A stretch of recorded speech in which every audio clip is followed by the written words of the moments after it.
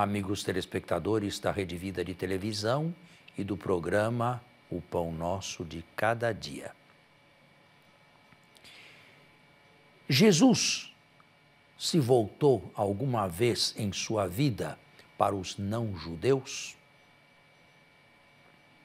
Eis uma pergunta cuja resposta não é fácil.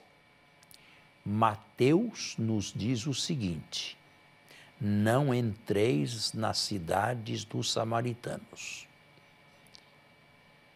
Eu vos envio apenas as ovelhas perdidas da casa de Israel. Em vida, Jesus mesmo nunca pregou o evangelho fora da Galileia ou da Judéia, num espaço de poucos quilômetros.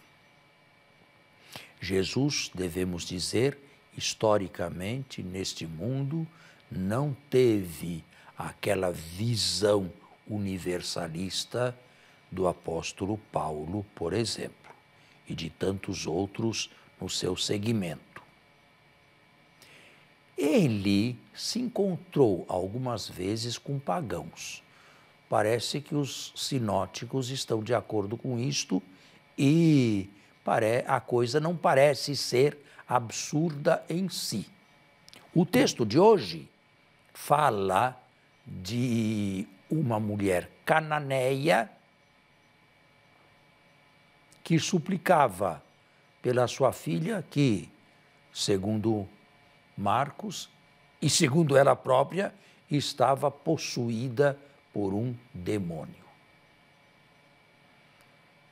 O texto é muito amplo para se tirar, e muito genérico também, para se tirar conclusões específicas e, sobretudo, apressadas. Que significa uma mulher cananeia?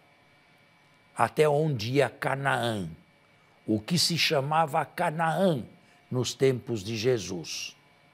Era realmente uma pagã, no sentido de não judaica, ou era uma judia, digamos, da periferia?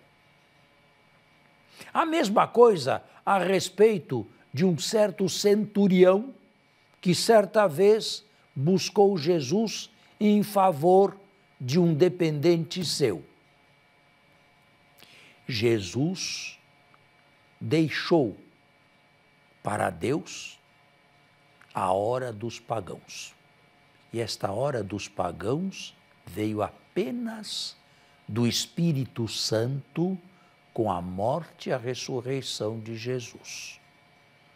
Enquanto um grupinho capitaneado por Tiago ficava em Jerusalém, suscitou o Espírito Santo o coração de um outro judeu chamado Paulo de Tarso para transpor as barreiras que separavam judaísmo de Jesus e conduzir o evangelho sem as amarras judaicas para todas as nações.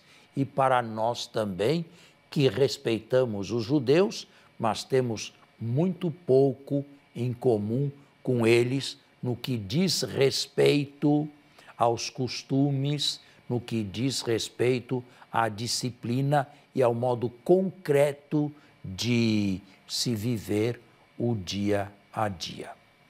A hora dos pagãos viria mais tarde. O próprio Paulo diz: primeiro aos judeus, em segundo lugar aos pagãos. Em primeiro lugar os judeus, quer na salvação, quer na condenação. Em segundo lugar, os pagãos, quer na condenação, quer na salvação.